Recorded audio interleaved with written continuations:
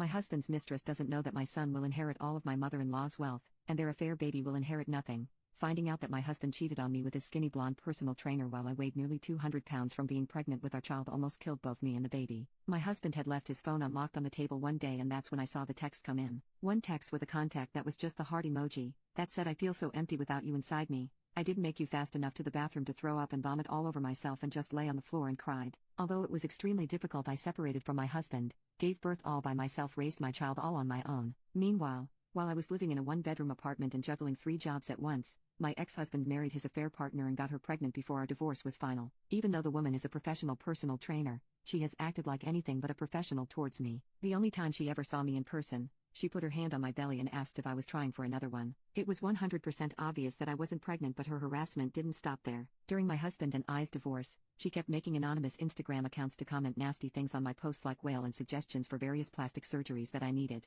This led to me deleting 100% of my social media because I was sick of her having any access to me. The only positive aspect that came out of my divorce other than leaving a cheater was my ex-mother-in-law's overwhelming kindness. I had always been close to her and she was the first person I called when I found out about the cheating. I'll never forget how she supported me and cried with me on the phone and called her own son a bastard beach for what he had done. We have stayed in contact through divorce. My son loves his grandma and she has done so much to support me over the years, including buying me baby formula when I was struggling. She's an incredibly kind woman, and unfortunately this year she developed a very serious fast-acting cancer, and I have been visiting her every chance I get, far more than her own son. She took care of me when I was alone, and now I want to return the favor. About a month ago when I was visiting her, she waited until her caretaker had left the room and pulled me in to tell me a secret. She let me know that she had been updating her will, and she was so resentful of the type of man her son had grown up to be that she had chosen to leave 100% of her assets to my son instead. So not only will my ex-husband and his new wife get no inheritance, but neither will their child. I started to tear up and begged her to reconsider, asking her why she felt like my family deserved this instead of her own. She reminded me that I am her family and confided in me that her own father had left her family to go live with his second family when she was only 5 years old, and she had hated him for it. Now that her own son had grown up to be a cheating piece of poop just like his grandfather,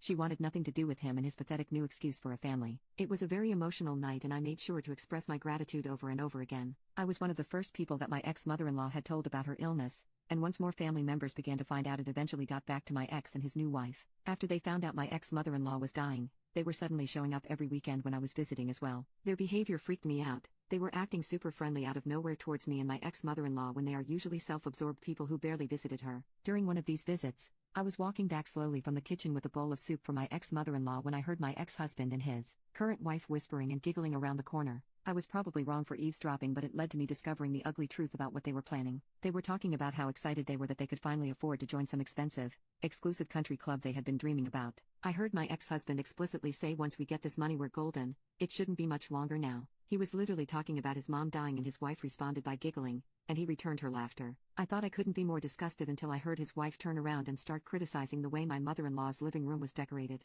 From the corner I was peeking out of, I saw her take down a photo that my ex-mother-in-law had put up of my son, turn back to her husband, and say, "There, doesn't that look so much bet? We'll have to replace it with photos of their son's name." I couldn't believe that my ex-husband was just standing there as his wife was insulting his own child. But then again, he's great at being divorceable. I'm going to miss my mother-in-law with all my heart when she passes, but I have to admit that seeing the realization on my husband and his wife's face when they learn they won't be getting a penny from my ex-mother-in-law will be priceless.